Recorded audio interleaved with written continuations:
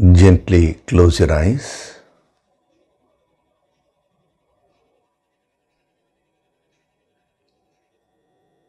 Do deep breathing.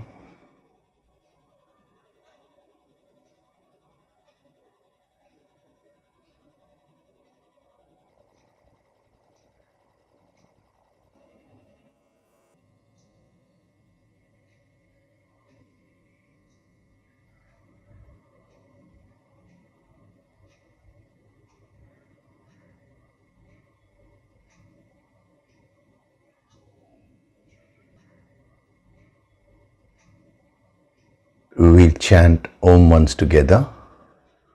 Synchronize the chanting of Om with your exhalation. Breathe in.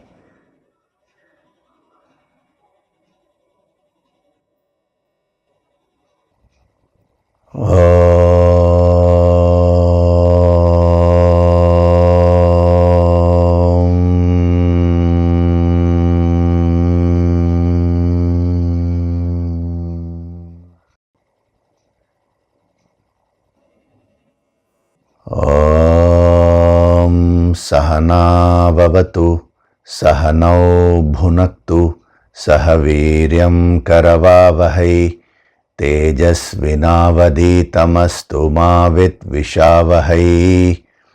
Om Shanti, Shanti, Shanti.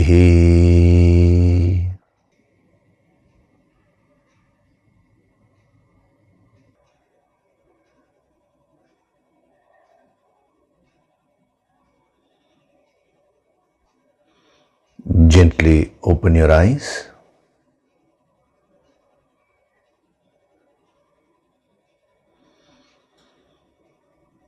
We'll chant from verses 1 to 5 of chapter 3.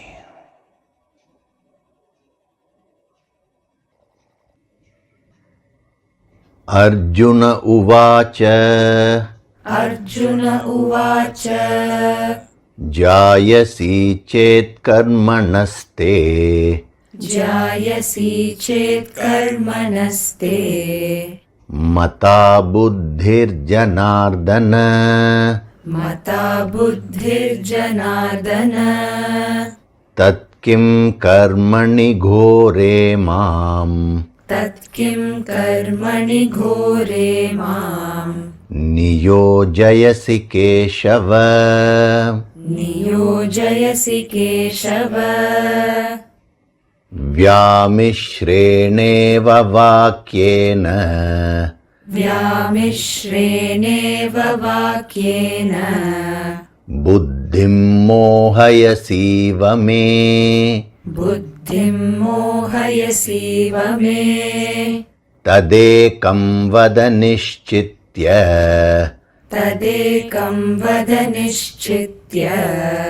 Yena shreyohamapnuyam. Yena shreyohamapnuyam. Shri Bhagavanuvacha.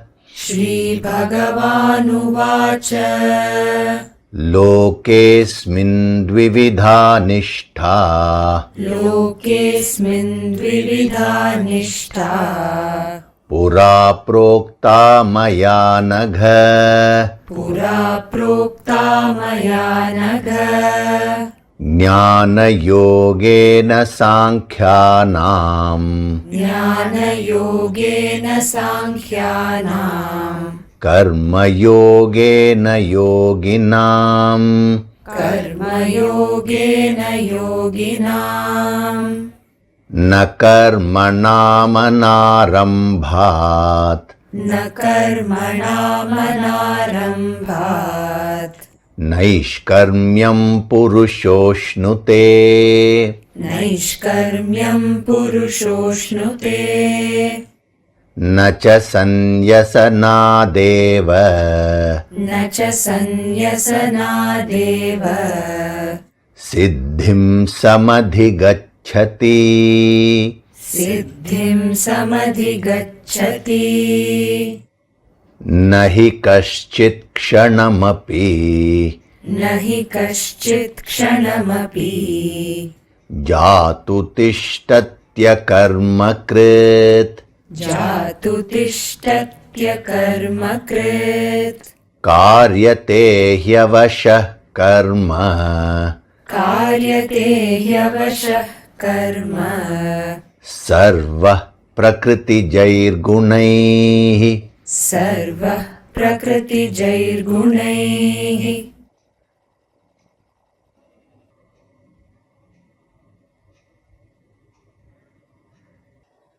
Hari Om, and a very good day to all of you.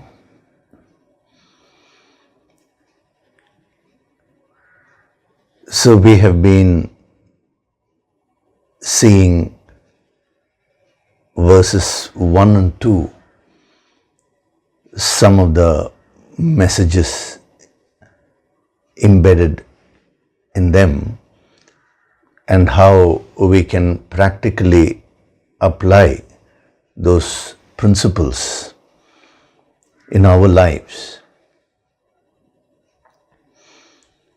Now, as I told you, whenever Arjuna speaks, we need to become very alert and try to gather the spirit of the spirit of what is being given, because that is going to trigger the student element within us.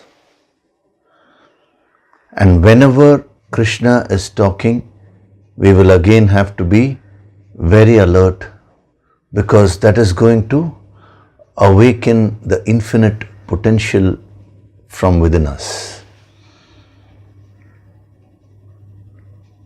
So you may ask me, which means we have to be alert for every verse, because either Arjuna will be talking or Krishna will be talking. Yes, the alertness and awareness is the key. When you're playing the various roles in life, right from morning till night, day after day, now you need to be alert about the context. What role am I playing and how best can I play this role so that I can get the maximum benefit? That is what Arjuna is asking finally in verse number 2. If you see, he says, tell me decisively one thing by which I may obtain the best. Shreyaha aham apnuyam. I'll explain the deeper significance of that word Shreyaha before we go to the next verse. It will be very useful for you. Shreyaha, from the ultimate standpoint, it refers to enlightenment, God realization. Shreyaha means that which is the best. And what is the best which you can obtain? It is nothing but the infinite. Anything else which you get in your life is no doubt good, but it can never be the best. It is still the finite. It will be a part of the finite. And the moment it is finite, there will be a beginning, there will be an end. There's going to be a life span for that particular experience. But the experience of God realization, enlightenment, is permanent because you become one with the infinite. So from the highest standpoint, Shreyaha means becoming a Sthita Prajna, becoming one with the infinite. Now, from a relative standpoint, Shreyaha means that which is good for me. In the scriptures, they have used two words actually, Shreyaha and Preyaha. Shreyaha means that which is good, and Preyaha means that which is pleasant, that which gives you immediate joy. But Shreyaha is something which is good for you in the long term. Now that word is being used here. Arjuna says, I want to obtain Shreyaha, that which is good for me. And of course, leading the whole seeking leading up to the best, which is the infinite. Now the message which we can get from that word as sadhaks is that we should always seek that which is good for us in life. Now what we do is, ignorantly, we pick up things which are actually not good for us. When I say things, I mean our habits, whether it is in terms of food habits or whether it is in terms of our schedule, that is the sleep and waking habits, the books which we read, the programs which we see, in the friends whom we interact with. In every sense of the term, we need to develop the habit of picking up that which is good for us. Now when you show that intent, when you seek the Shreyaha in life, then you will trigger that student element within you. The Guru Shakti will come and guide you. It is because Arjuna has this seeking. He is seeking Shreyaha, relatively that which is good for him, and from the absolute sense, he wants the best. That is why Krishna is putting in the effort to guide him. If this seeking was not there in Arjuna, Krishna wouldn't have wasted his time. So if we want guidance, if we want to attract the Guru Shakti, the simplest way is to start seeking Shreyaha in life, that which is good for us. The opposite of that is Preyaha, that which gives you immediate enjoyment, but it may not be good for you in the long run. So they are not against enjoyments. What they are saying is, I'm just briefly explaining this. Whenever any immediate experience, let us say enjoyment, interferes with the long-term goal that you have fixed for yourself, then that is called Preyaha. If the immediate enjoyment is not interfering with the long-term goal, then that is not Preyaha. You can freely enjoy that. That will only relax you. But if that is going to take you away from your long-term goal, then you should have the capacity to say no. That is the price which you should be willing to pay. Only such people can be achievers in life. So when it comes to spirituality, as a sadhak, this is the message of Shreyaha. You should try to pick up good things in life, that which will make your life more happy in the long run. And not only that, you shouldn't settle for mediocrity. You should always aim for the best. You should aim for the highest. Now when you develop this habit of going for the best, one day you will choose God, because you will understand that it is God or the infinite which is the best. When you don't have that habit of choosing the best, if you're settling down with mediocrity, if you're happy with whatever you have, happy in the sense of tamasic contentment, then you will never be able to seek the highest. So this is a very important preparatory sadhana. That is the sadhana which prepares your mind to receive the higher wisdom. That is the practice of Shreya.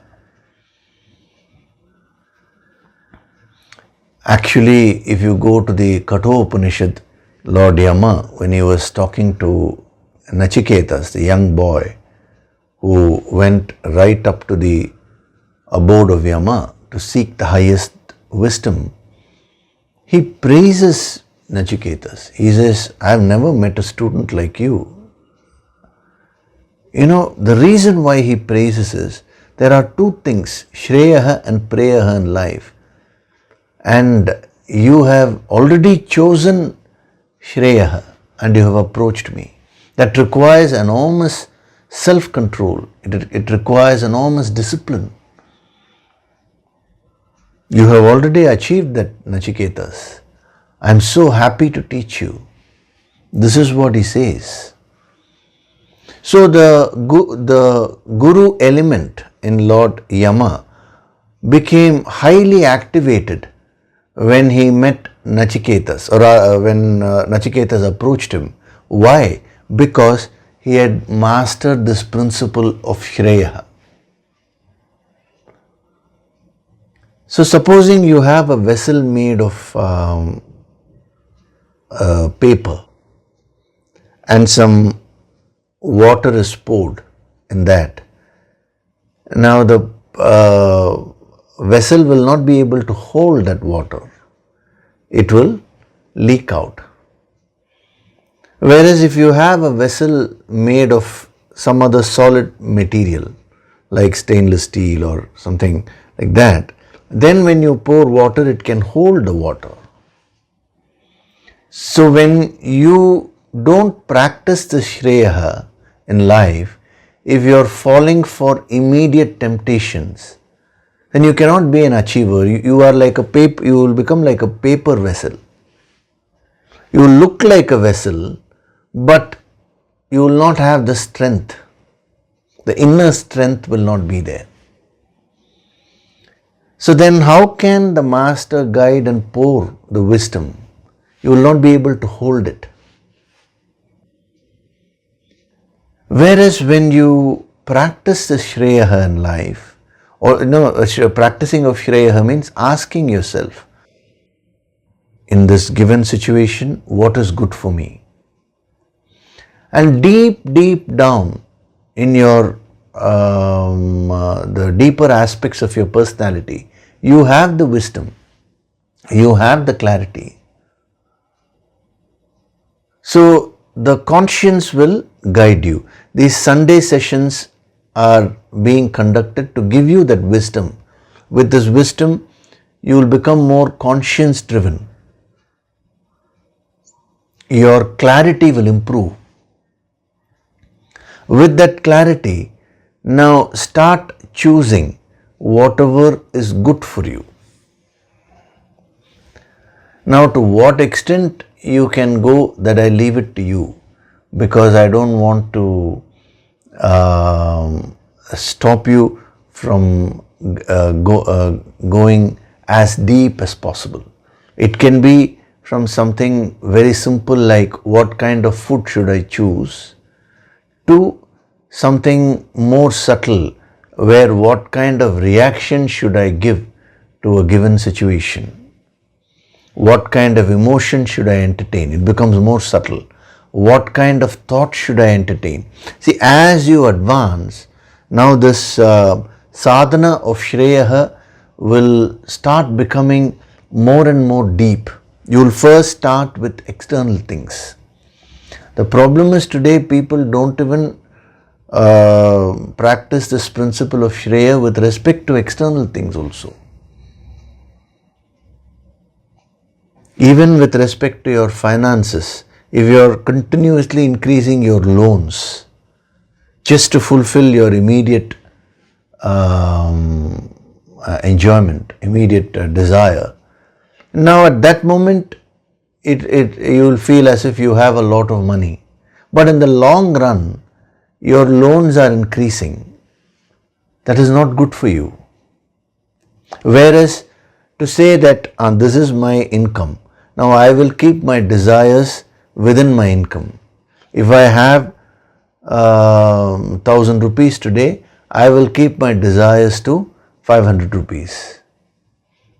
To say that and follow that, that requires a lot of discipline.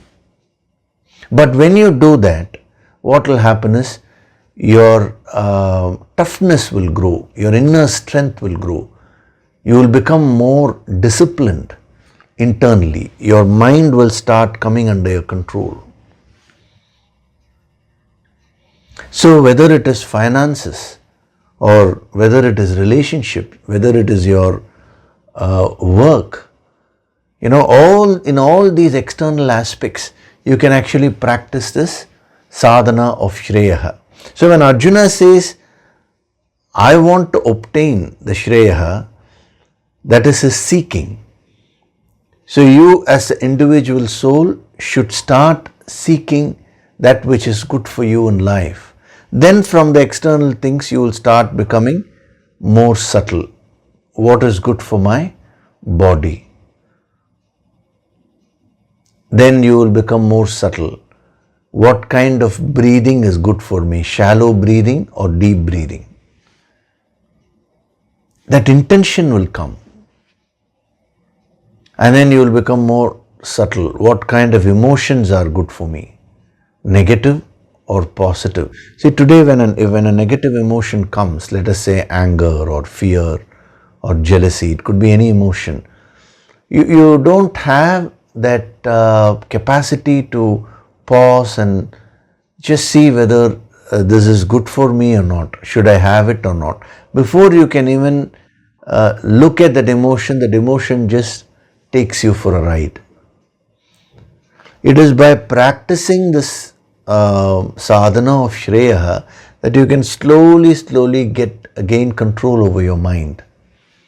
So a time would come as you advance in spirituality, by doing the Yoga Sankirtan sadhana every day, your inner strength will grow, and a time would come where there will be a space between you and your emotions. So when an emotion comes, you will not get swayed by it. You will ask, is this good for me or not? If it is good, if it is Shreyaha, I will entertain it. If it is not Shreyaha, it is going to be detrimental to me, I will release it. You will become a very powerful sadhak. When you advance further and further, at the thought level itself, you will be able to practice Shreyaha. Is this thought good for me or not? You will learn to nip the negative energy right when it is at the bud stage. That is at the thought level. See, ultimately, every negative action actually starts with one thought only. Even when a person commits a very deadly crime, if you were to go back and see what prompted him, you will find that it all started off with one thought. And then the thought kept generating momentum. He didn't do anything about it. So the thought kept on generating momentum. It developed into a stream of thoughts, into an emotion. Then he planned and he would have done that crime. Or even without planning, the emotion may have pushed that person to commit that crime. The source is that one thought. So when you reach up to that advanced stage, wherein you are able to practice the sadhana of Shreya with respect to the thoughts, then you become a great yogi. It is very easy for you to meditate and receive the highest empowerment.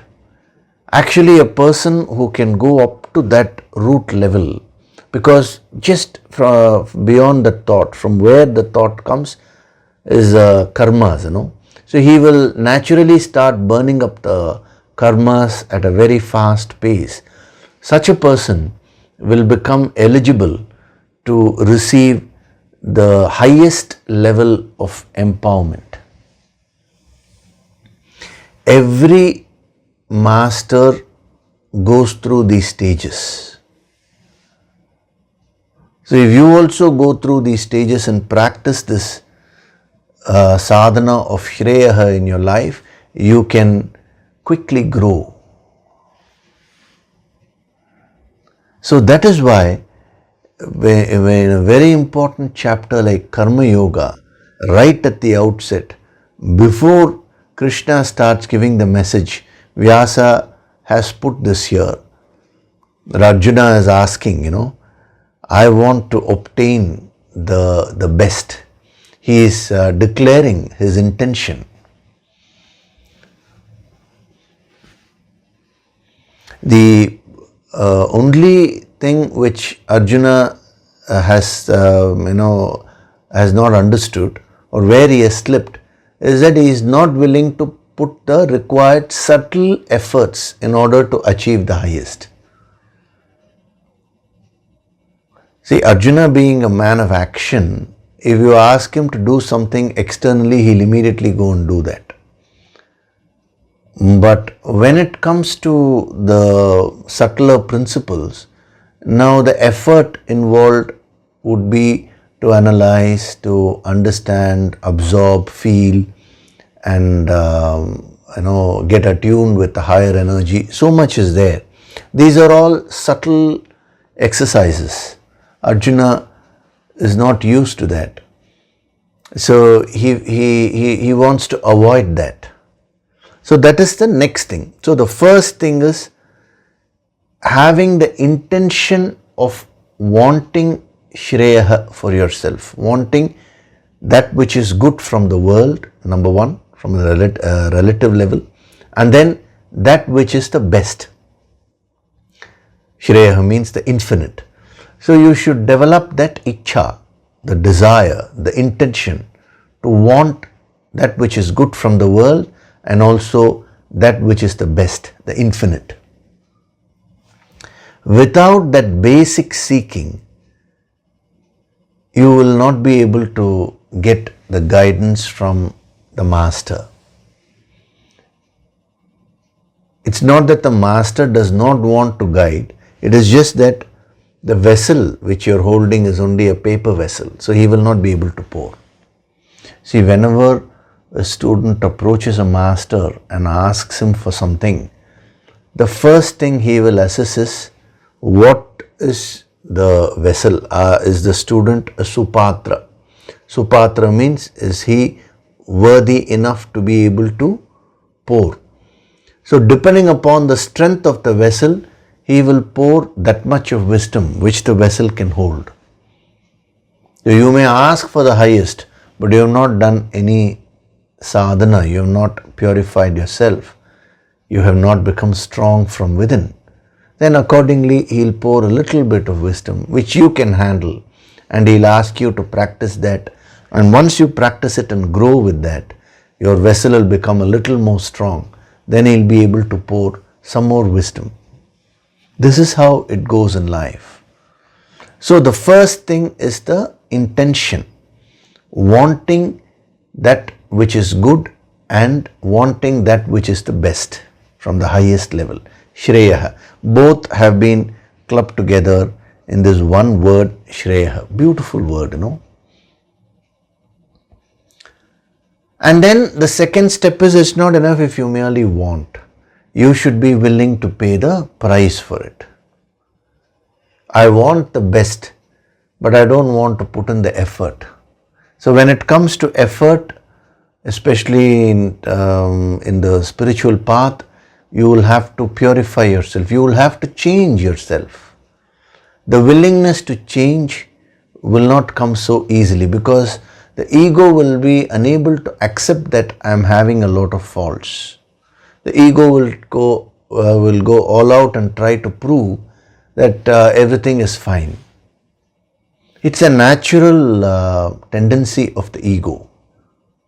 So you will have to fight it out, and you will have to bring in the ichha again, the desire to put in whatever efforts are required in order to achieve what you're seeking.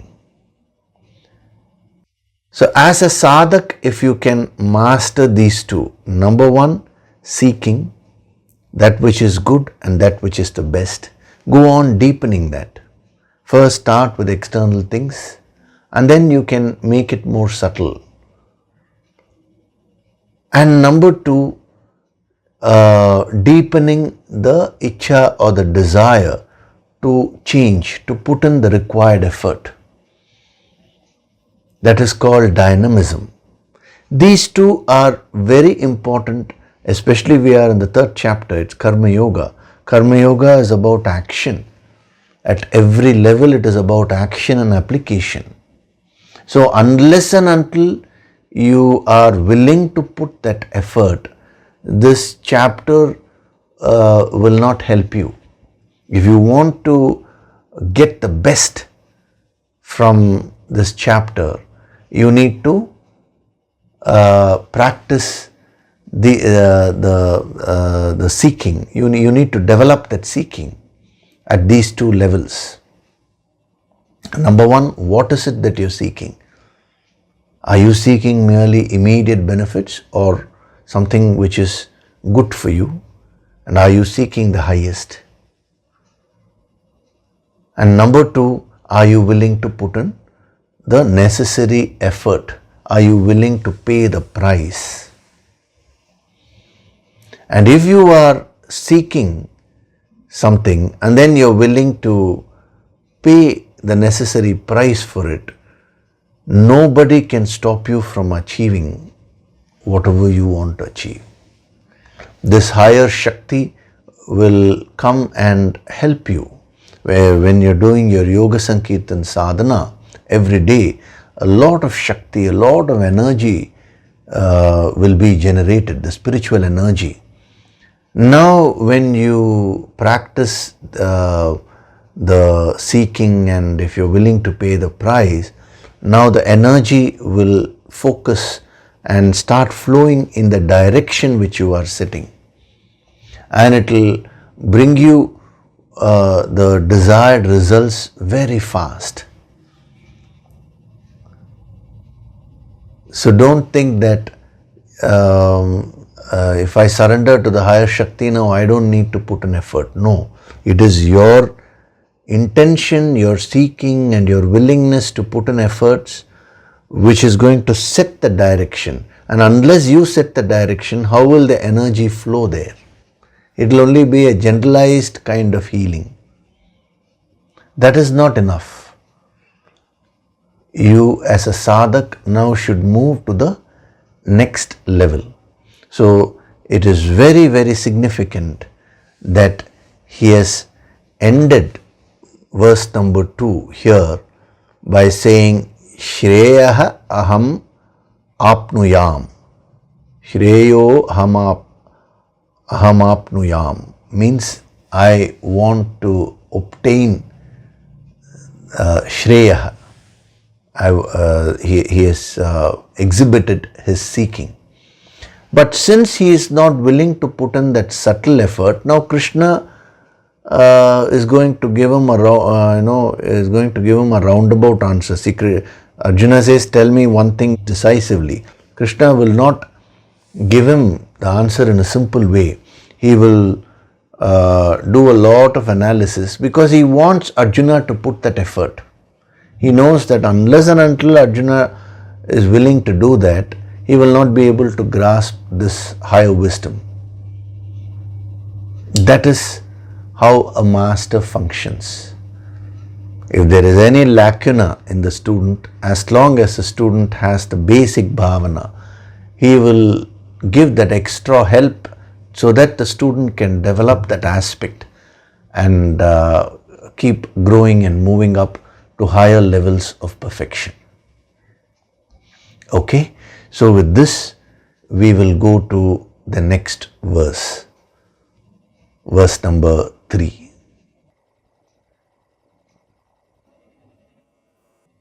Shri Bhagavanuvāca. Shri Bhagavanuvāca. Lokesmin dvividha nishtha. लोकेऽस्मिन् द्विविधा निष्ठा Pura prokta maya nagha. पुरा प्रोक्ता मया नघ Jnana yogena sankhyanam.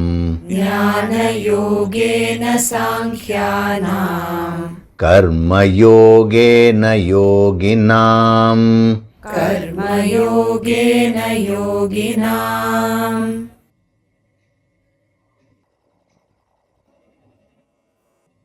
Shri Bhagavan Uvacha. The Supreme Lord said,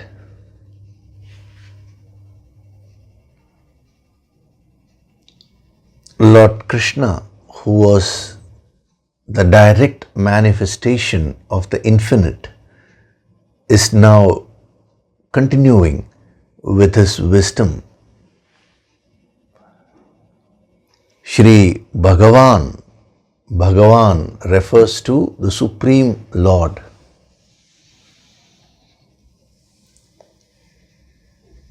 What exactly it means and all that we'll see. But first I'm just translating. So Shri Bhagavan Uvacha, the Supreme Lord said, in this world, Lokesmin, Asmin Loke, means in this world, Dvividha Nishtha. Nishtha means path. Dvividha means twofold. There is the twofold path. Pura prokta maya nagha. Anagha means O sinless one, O pure one. Anagha was another name which Krishna is using to address Arjuna. Look at that love, look at that affection, the unconditional love which Krishna has. He calls Arjuna as Anagha, O sinless one, pure one, because a master always sees the inherent purity in everyone. Whatever negativity which you have is all acquired, but what you are made of naturally is nothing but pure divinity.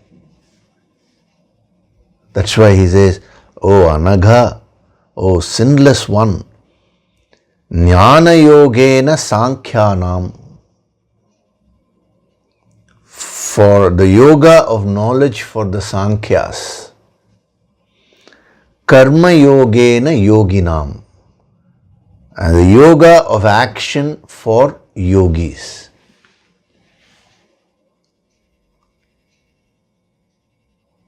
So if you take verse number 2, what did Arjuna ask him? Tell me decisively one thing. Don't give me too many things. You desire and tell me one thing. What should I do now? That's what he was asking. Now, from where Krishna is starting, it is nowhere near one simple principle. First of all, he says, in this world, he starts from the world. There is a purpose for everything. As when we go into the depth of it, you will see that this verse is so powerful. It gives you so many sadhana tips, But first we'll have an overview. He says, in this world, there is a twofold path. And he says, Jnana yoga for Sankhyas and Karma yoga for yogis. It's a very, very roundabout answer which Krishna is giving. And he's not going to stop with that. He will expand on this further. And he will go on expanding. And in the next chapter, the Jnana Karma Sannyasa Yoga, Krishna will continue. And Arjuna, Krishna will say that, this ancient secrets which have got lost, which I taught the Vivaswan, the sun god, now today I will teach to you, it has got lost. Then Arjuna asks him, you were born just now and Vivaswan was born earlier. Now how am I to understand that you taught him? Then Krishna says, you've gone through many births. You do not know all that. You don't have that perception, Arjuna, whereas I know all that. He gives the deeper aspects of Karma Yoga. And then in the 5th chapter, again Arjuna asks the same question in a more refined, subtle way. He says, on one hand you are saying, you're talking of Karma Yoga. On the other hand, you are talking of Karma Sannyasa Yoga, the renunciation of action. So now tell me which is superior, Karma Yoga, or that is, should I act or should I not act? The same question in a more refined way he puts it, whatever he asked in verses 1 and 2. And again Krishna gives the entire 5th chapter, and then we go into the 6th Dhyana Yoga. It's a beautiful flow. But Krishna, the beauty of all this is, now Arjuna is expecting a simple, straightforward answer from Krishna, but Krishna is not doing that. He is taking Arjuna on a big trip. Why? Because he wants Arjuna to develop two things. One is the patience. He wants him to come out of the result-oriented spirit. Number one. And number two, he wants him to develop this capacity to analyze and discriminate. The emotions should be purified, the buddhi, the intellect also should be developed. That combination is what will give you success in the spiritual path. Just the emotions alone is of no use. The intellect alone will make you like a machine. So we require that combination. So seeing what Arjuna is lacking, Krishna will take him in that way. And he is not going to leave Arjuna, because Arjuna has started the process of surrender. He has genuinely asked Krishna for help. And once a student starts the process of surrender and requests the master for help, the master will never leave the student. The student may give up, means the student may lose the spirit. He may feel down. But the master will never give up, because he sees the potential in the student.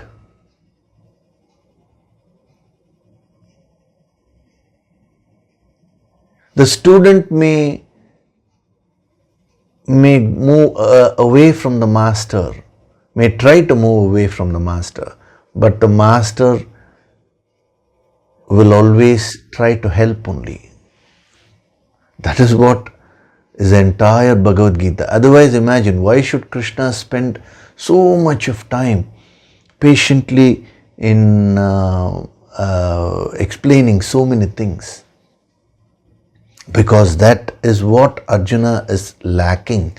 He wants Arjuna to understand these principles in a deep way, so that once and for all the change will come. He is not interested in a mere temporary kind of in providing a temporary relief. It has to be a permanent cure.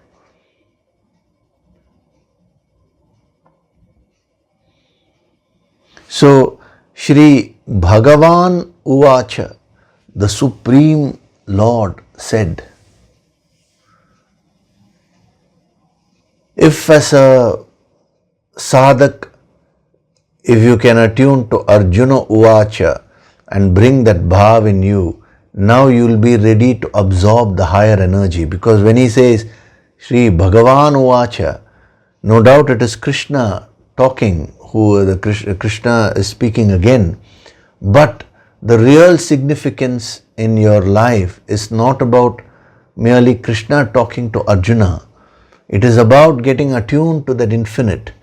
When you go deep into this phrase of Sri Bhagavan Uvacha, and when you do the sadhana with that, actually you will start getting attuned to the infinite. God will start communicating to you, not through words. Remember, silence is the language of God. All these words are meant to take you into silence only. Words only express 5% or 10% of the real truth. So when you do the subtle sadhana, you will get attuned to the infinite. That is when Sri Bhagavan Uvacha really will start doing something to you. It is an eternal guidance provided by the infinite, which is represented by this phrase, Shri Bhagavan Uvacha.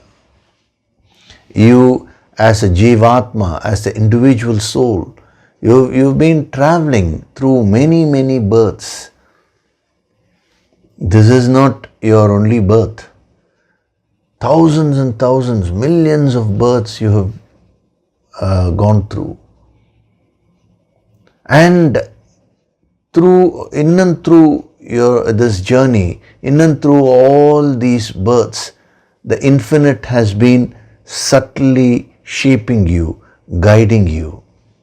The infinite has been providing you with various opportunities for you to learn.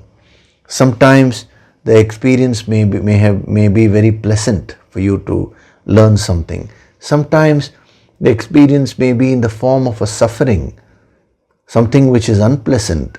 Through that, the infinite is trying to teach you. Shri Bhagavan Uvacha is an eternal process of the Guru Shakti, which is an aspect of the infinite, trying to guide you, not merely in this birth, but birth after birth.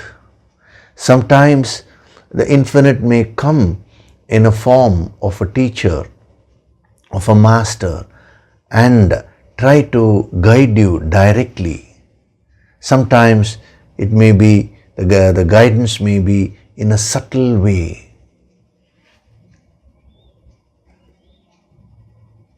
Due to your ignorance, you may get detached, you may get disconnected.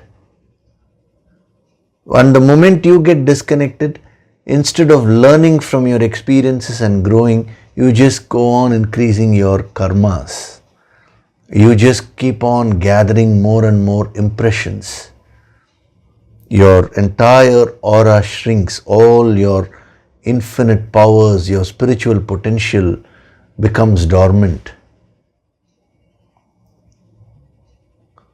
So the solution to this is in start getting attuned to the infinite Guru Shakti aspect, Shri Bhagavan Uvacha, recognizing that the infinite is constantly speaking to you in the form of every experience in life.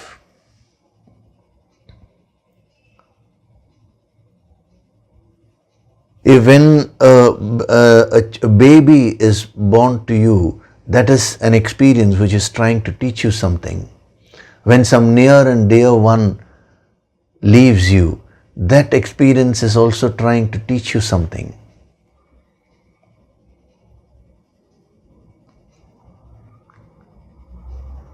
But when you lose this clarity, instead of understanding you are the Jivatma, if you get involved with merely the physical body and the various experiences, then you forget your journey, you forget your destination. It's like you're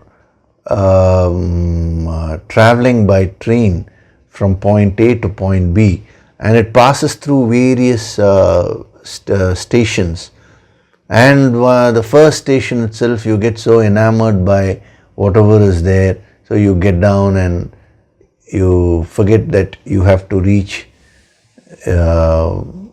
point B, which is your actual destination. You get so involved and caught up here that you forget your main purpose. So when he says Shri Bhagavan Uvacha, no doubt it is Krishna who is talking to Arjuna. That aspect also we'll come to, because so much is there. But prima facie, if you can bring in that bhav, not restrict Shri Bhagavan Uvacha to Krishna talking to Arjuna, but the infinite is always communicating to me. You can use this phrase to re-establish the connection with the infinite, which has got cut.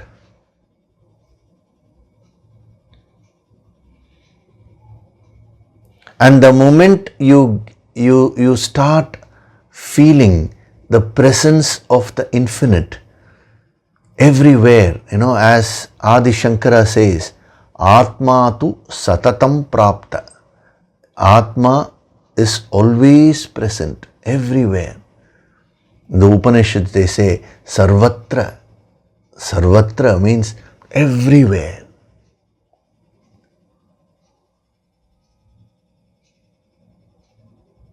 In the Ishavasya Upanishads, in the very first verse, he says, the very first mantra, Om Ishavasyam idam sarvam yatkinta jagatyam jagat. The entire jagat, the entire world is enveloped by that Isha, by that supreme infinite power.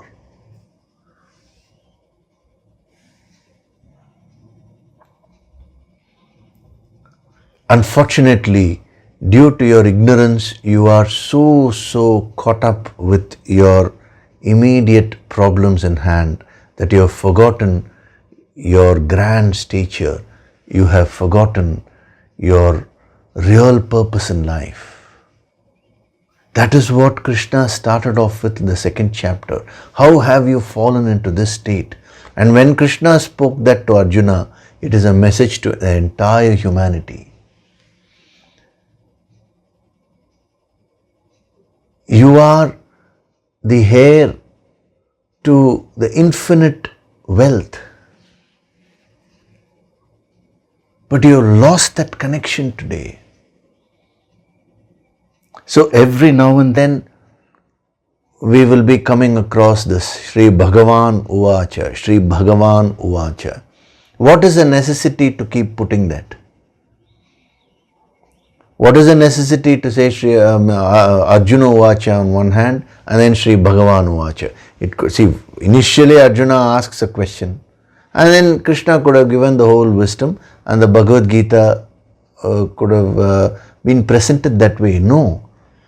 Every now and then Arjuna, he says Arjuna Uvacha and again Shri Bhagavan Uvacha. In the next chapter, it starts off with Shri Bhagavan Uvacha. And then within 1 or 2 verses again Arjuna Uvacha and then again Bhagavan Uvacha. Why? Because you need to trigger the student element in you. You need to understand you are the Jivatma, and only when you understand that and you need to get attuned to that infinite. Bhagavan is representative of that one supreme Lord.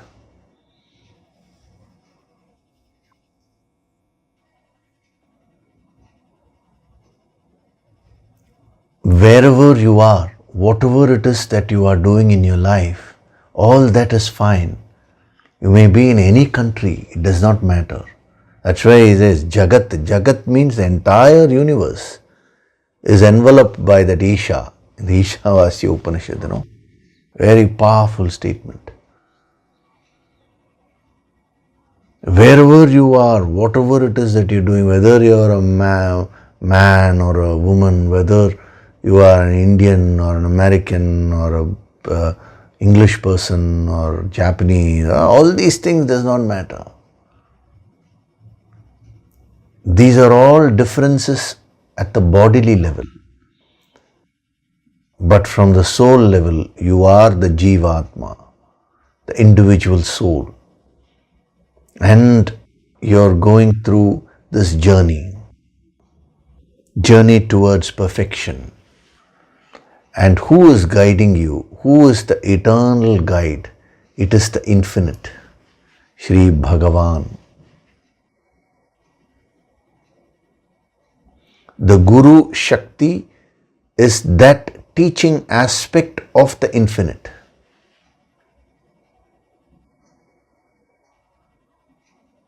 When we go to the next chapter, we'll be seeing that. Because Krishna says, I taught Vivaswan in the past. He doesn't mean Lord Krishna who has taught. What he means is that infinite. Because actually Lord Krishna is the infinite. It's not the physical body. So that infinite alone can teach. It may come in different forms and teach you. But when you have that ego, you put a block around yourself. You don't allow that Guru Shakti, the teaching element of the infinite, to penetrate your personality. Unless and until you absorb the teaching element, you welcome and absorb the teaching element of the infinite within you, your soul, the Jivatma, will not get purified. As an individual soul, you have acquired so many karmas, so many impressions. All those have to be burnt so that you become very, very pure and subtle. And when you become 100% pure, then the very Jivatma gets transformed and becomes one with the Paramatma. There is no difference between the individual soul and the infinite soul. See, it's only from the relative level that we are calling it as Jivatma, Paramatma and all that. From the absolute level, Arjuna and Krishna are one only. It is only from a relative level we are saying Arjuna represents the Jivatma, Krishna represents the Paramatma, and there is an interaction. So the individual soul, as an individual soul, when you seek, when you want, as I mentioned to you, and from the previous verse, when you seek the Shreyaha, when you seek the highest, that is when you start getting attuned to that infinite power. So we should not pass this statement of Sri Bhagavan Uvacha and then Krishna said and go away. No. You should read it with full bhavana. It is a very, very powerful mantra if you do it that way. Shri Bhagavan Uvacha means that infinite, supreme principle has been with you for millions of births, millions of janmas, waiting patiently. You go on making a series of mistakes. You move, you bring in that ego, you acquire so many negativities. All that is there, but still from the other side, the Guru Shakti has only one purpose, and that is to uplift you. Even if you open your window a little bit, the Guru Shakti will enter. If you open it up fully, there will be an explosion of this wisdom. You will receive so much of higher energy and healing. It is all up to you only. how much you get attuned. The sunlight is meant for everyone. If you close the curtains, the sunlight is not going to enter. If you open your window, the sunlight is going to enter. The breeze is meant for everyone. Impartially flowing. The infinite, the Supreme God, the grace of the Supreme God is universal.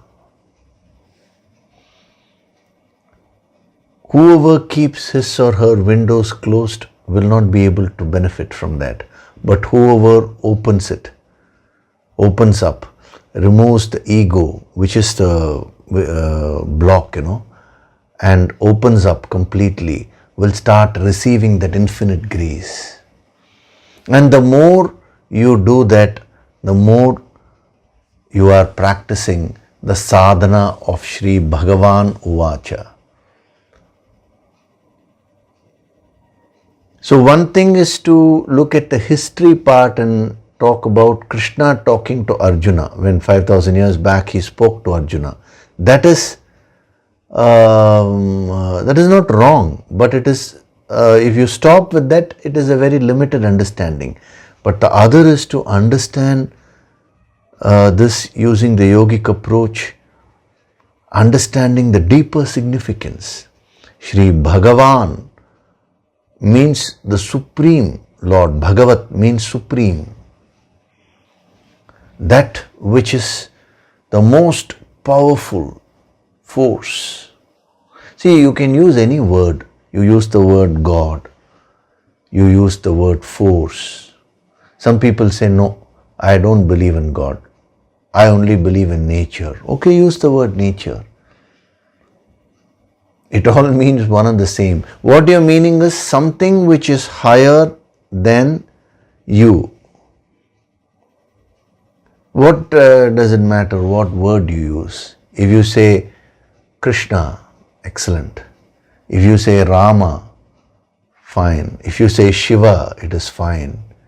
Whatever word you want, Shakti, Lakshmi, any word. Vinayaka, the Supreme Lord, Lord Muruga. See, all these different words are only depicting different dimensions of that one Supreme Bhagavan. Bhagavat means Supreme.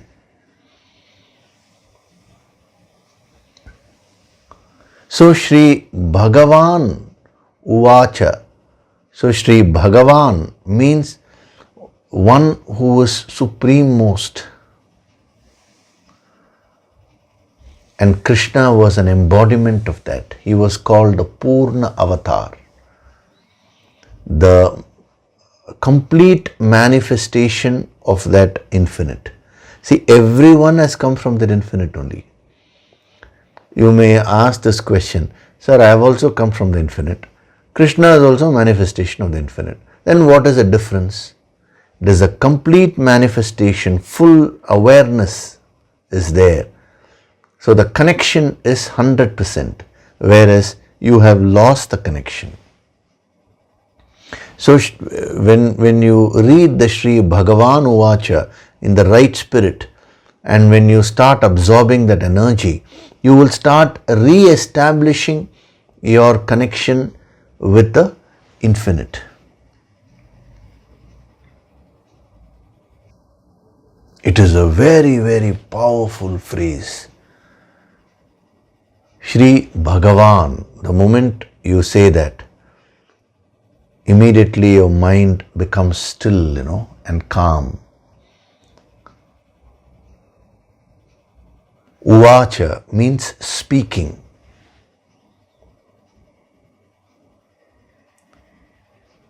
Speaking means communicating. Communication can be verbal or non-verbal. See, we only know the verbal form of communication. But even in psychology, they say that the non-verbal communication is more powerful.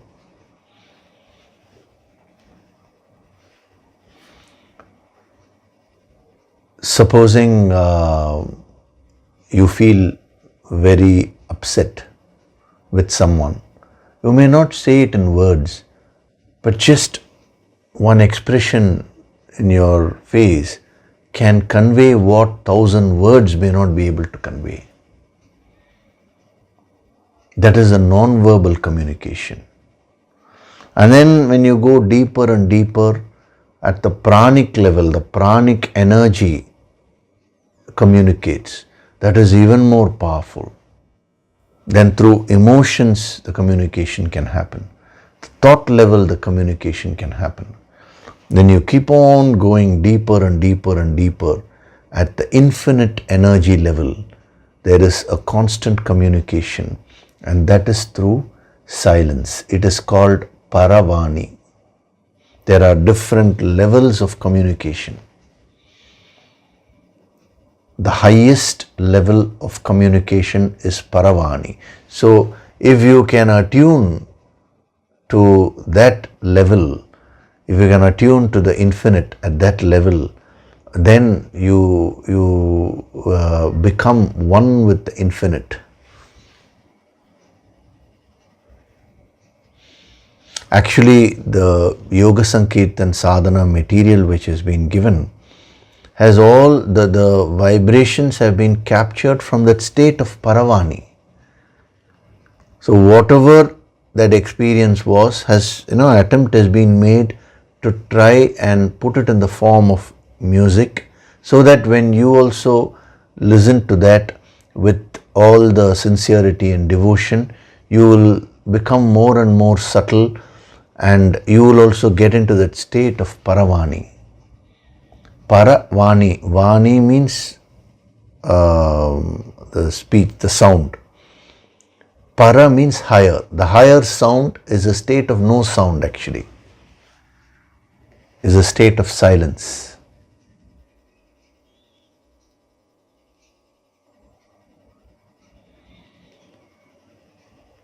Different words have been used to try and express that state, But in spite of using all those words, the masters found that they were not able to express that. Because the very words themselves are for the grossest manifestation. And we are talking about a totally unmanifest state of silence. Even the word silence actually doesn't capture what silence is actually. It is an irony that I am talking about silence. There is no meaning. So, this week I would just suggest this small sadhana. Whenever you get some spare time, even every day when you finish your sadhana, whether you're doing the Yoga Sankirtan or Pranatattva, whatever sadhana you're doing, after you finish that, just for few minutes, 2-3 minutes. Don't do this for more than 2-3 minutes, because anything overdone is not good. Just when your mind is very calm, you're very relaxed, because after a sadhana session you'll be very relaxed. Just sit with your eyes closed and chant to yourself, Shri Bhagavan Uvacha. And when you're chanting, when you say Shri Bhagavan, conceive of that infinite as get into that bhav. I am the individual soul, Jivatma, with utter devotion and surrender. I open up to Shri Bhagavan, the infinite. Shri Bhagavan Uvacha, who is trying to communicate all the time. That supreme power is guiding me and protecting me always. Now, the moment I was born, there was a beautiful system was there in my mother's womb. I was lying in the mother's womb and I was completely protected. Who took care of me? That supreme power. I didn't even know how to eat. Actually, I didn't even know how to breathe. When a child is born, when a baby is born, the baby learns how to breathe. Every little thing. So who is taking care? That invisible power, that invisible force.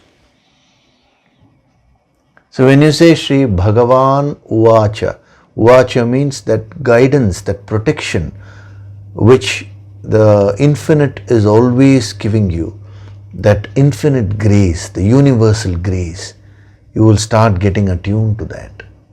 Today in the Nididhyasana meditation session, I will increase the energy a little bit and trigger that.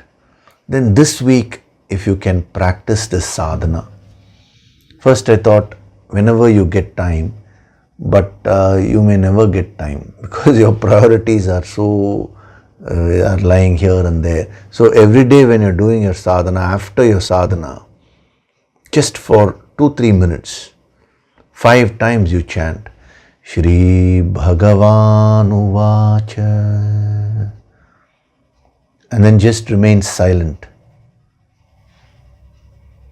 No questions, nothing. Don't ask me, sir, what should I do there? I'm not going to tell you. Just be in attunement. Again, Shri Bhagavan Uvacha.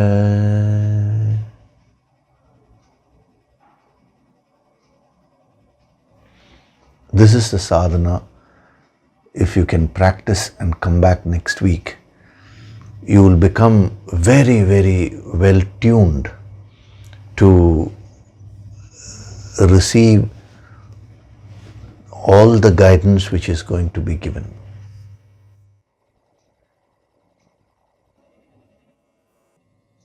See, in a normal intellectual approach, they'll just simply say, the Supreme Lord said, Lord Krishna spoke to Arjuna, and then they'll go off. But this is the ultimate approach. This is the yogic approach, which is the highest approach or the most subtle form of sadhana given out by our ancient yogis and siddhas. So in this, we will never pass by something in a hurry. We will see how best can every aspect be used to elevate ourselves.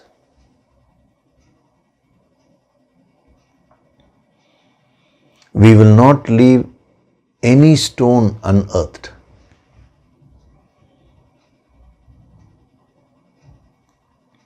If we study one verse, we will study it in such a way. Why one verse? One word. We will study and absorb it in such a way that through that one word, you get the entire wisdom, the wisdom of all the scriptures. See, these Sunday sessions, even though it is the Bhagavad Gita, it is not restricted to the Bhagavad Gita. Because we are applying the yogic approach. So when you are attending every Sunday, you are actually gaining the wisdom of all the scriptures. You are gaining the wisdom of all the approaches. And not only that, you are absorbing the highest energy, the highest Shakti, and you are getting healed. Your individual soul is getting purified completely. That is what is required. That is the yogic approach. So this is the sadhana which you can practice this week. So today is Sunday, you leave out today because anyway I'm going to make you practice from tomorrow. So from Monday to Saturday, just for 2-3 minutes after your sadhana. As I told you, don't overdo it Because already when you've done your Yoga Sankirtan or Prana Tattva or Kaya Tattva, so you've done your part. So more than that, don't sit for too long. That is not good. Little, every day, just 2-3 minutes, more than enough. Now, you cannot say you don't have time. I'm only saying 2-3 minutes. What do you mean by no time? I'm saying you've gone through so many births and you're going in this journey. Can't you allot just 2-3 minutes just for 1 week? Because if you do that sadhana and come back next week, you will be more attuned. Then more wisdom can be given to you. Depending on how much of attunement you get, how prepared you are, this is like a gold mine, More and more wisdom can be given to you. That is why. Okay. So, if you can do that for 6 days, and then 7th day, that is next Sunday, if you come, your entire aura will be ready to receive. Even the moment the chanting starts, Om, or even when I say gently close your eyes, you'll start feeling the powerful energy flow. Because see, in this chapter of Karma Yoga, as I told you, it is not merely the path of action merely restricted to the external action. It is the Karma Yoga is actually the secret of burning up all your karmas. That is the higher meaning of Karma Yoga.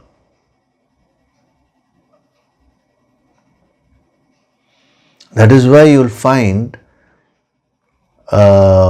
in many verses he'll be talking about emotions, wisdom, everything.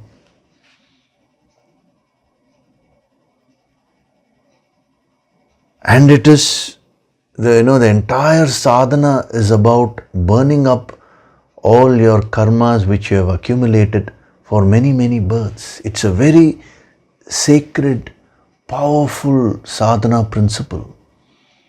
This chapter is not an ordinary chapter. Till now, you may have come across people saying, Karma Yoga is meant for, it's just action, but higher sadhana, all these things. No. Every chapter, as I told you, every chapter is complete by itself. Every verse is complete by itself. Every phrase is complete by itself. Every word is complete by itself. So to the extent you prepare yourself, to that extent you will be able to penetrate it along with the master and get the higher Shakti and receive the higher grace.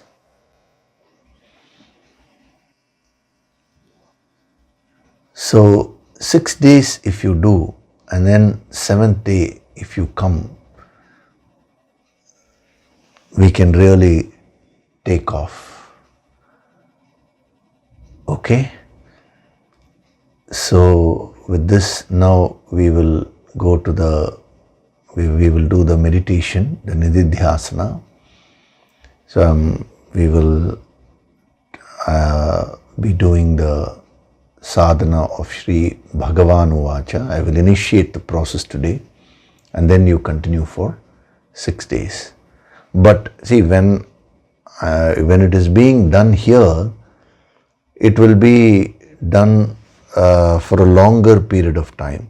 So when you are doing it by yourself, don't do it for so long, just for 2-3 minutes. Okay, remember that, because here the Guru Shakti is fully active.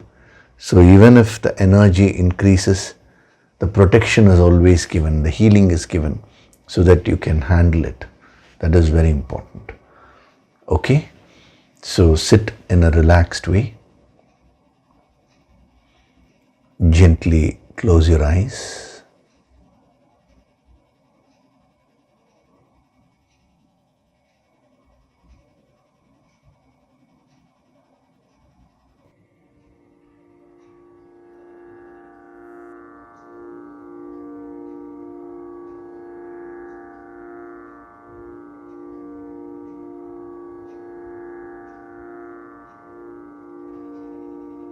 Do deep breathing.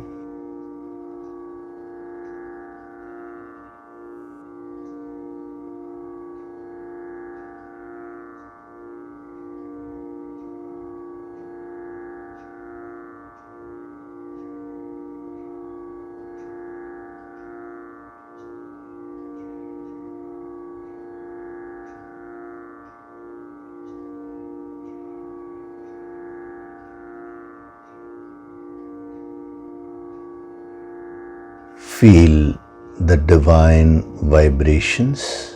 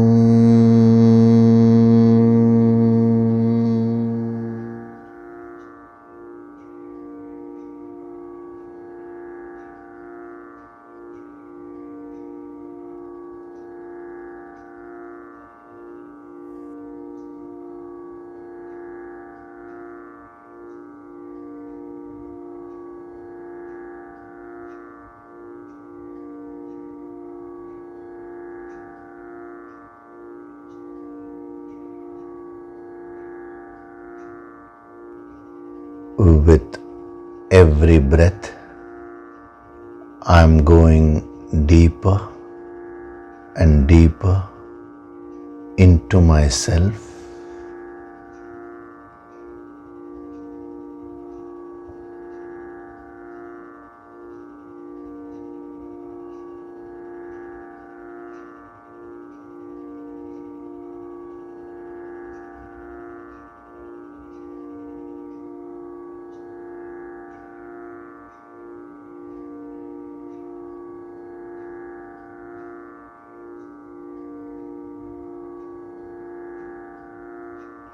I am the Jivatma, the individual self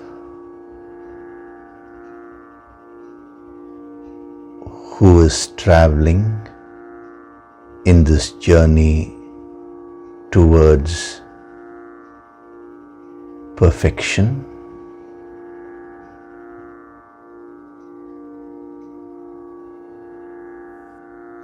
My goal is the infinite.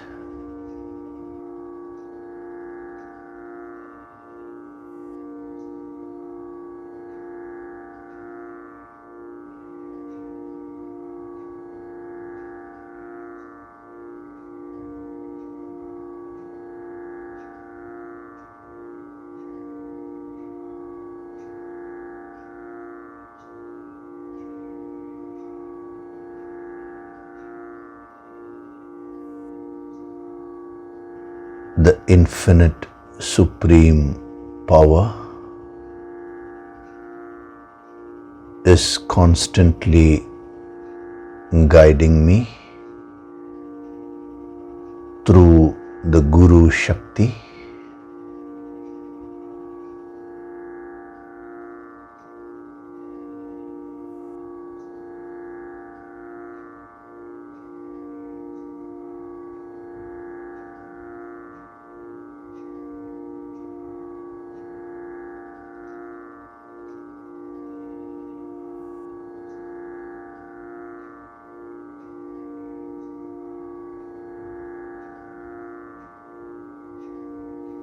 I surrender myself to that infinite.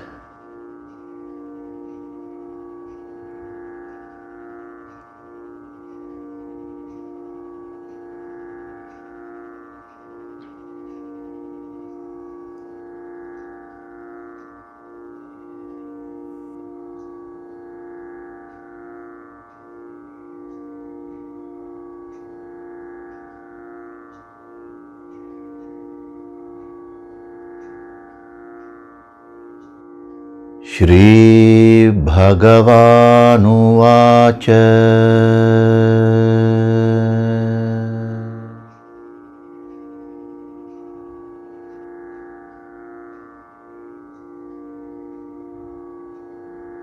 Shri Bhagavan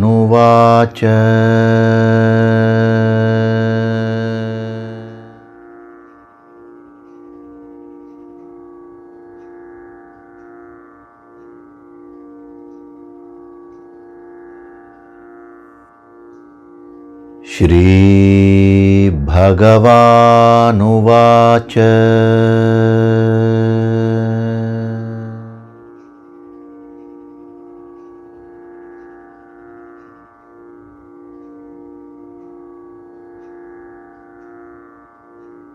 Shri Bhagavan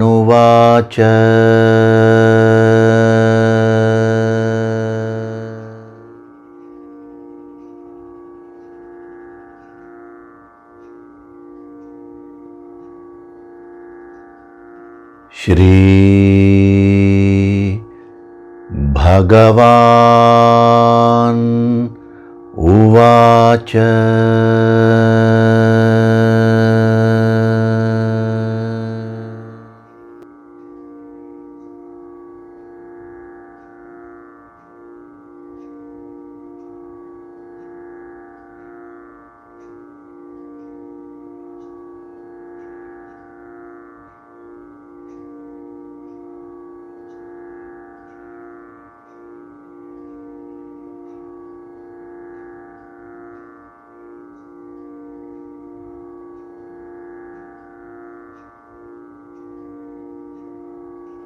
I attune myself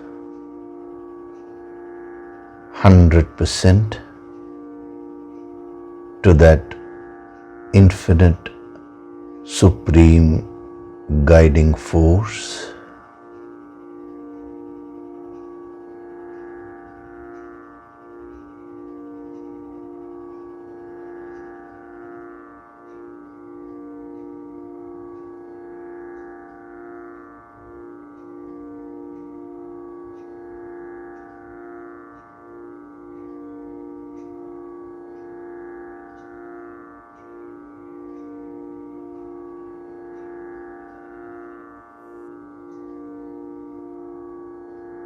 Offer your gratitude to God Supreme.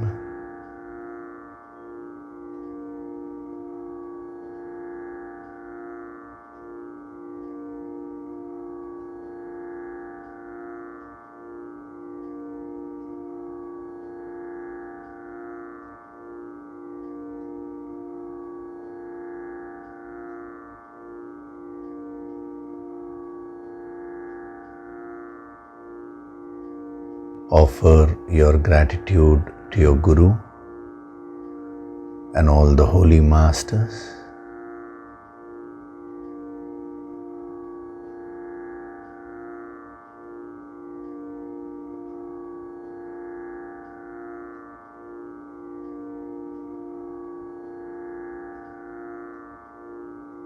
Slowly come back.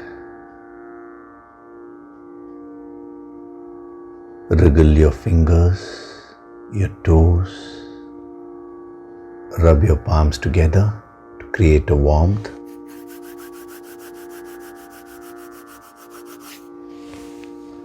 Cup your eyes with your palms.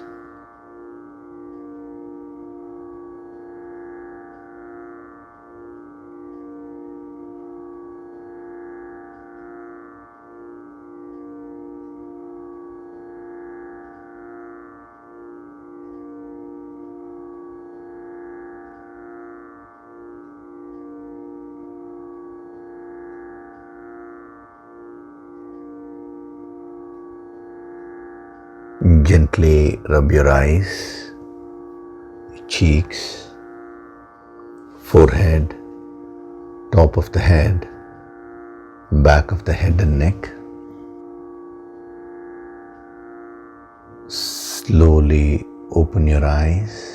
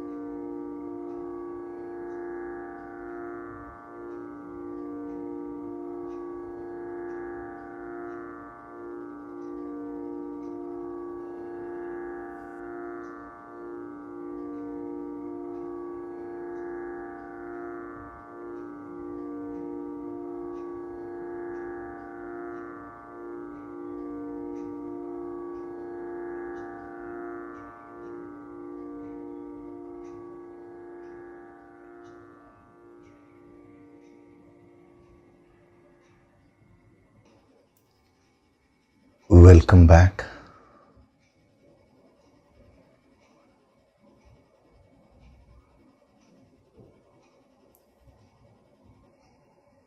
So this is the deep process of getting attuned to the infinite and receiving the higher grace.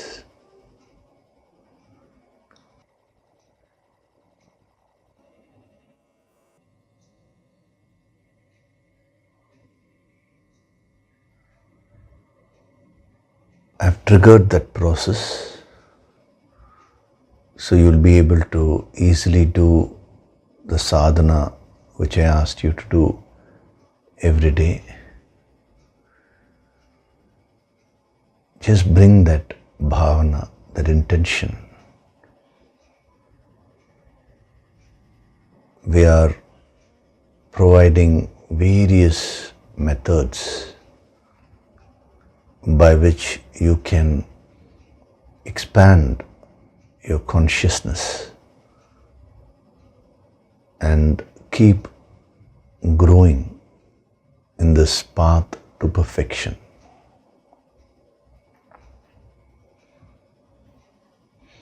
Make use of all these opportunities.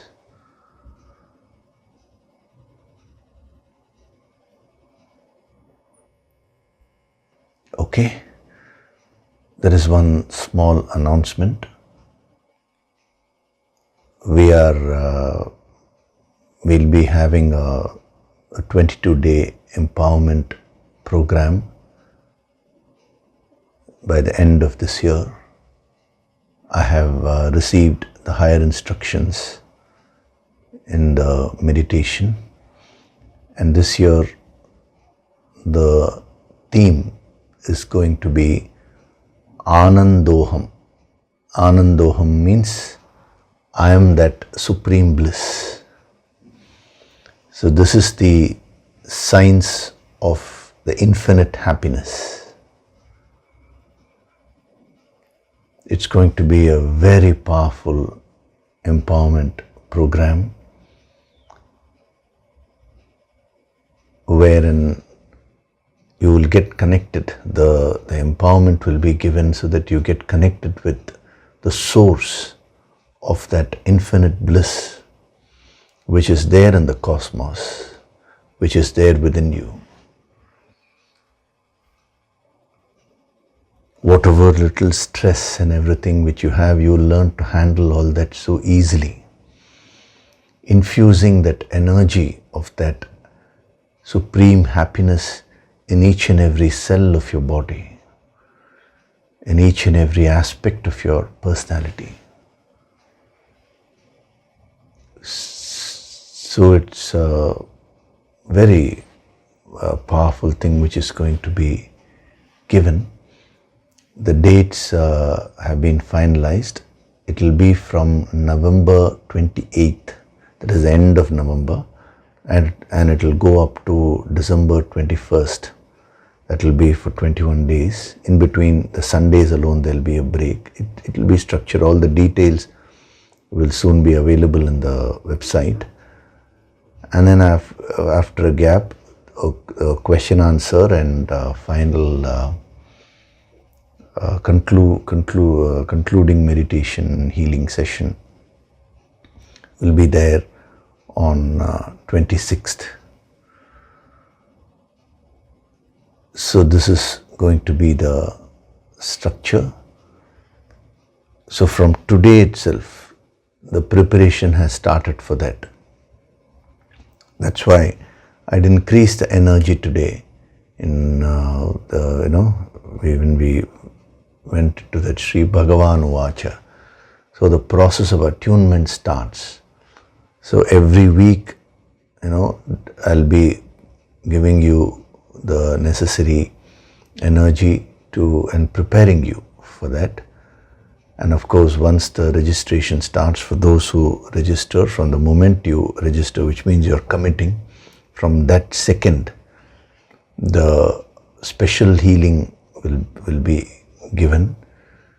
so that you become fully prepared, because the science of infinite happiness is one of the deepest secrets of these great yogis, of the Himalayan masters. So that is going to be revealed.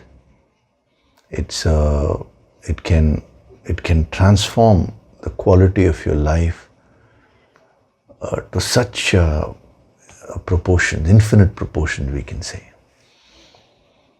You can't even imagine that,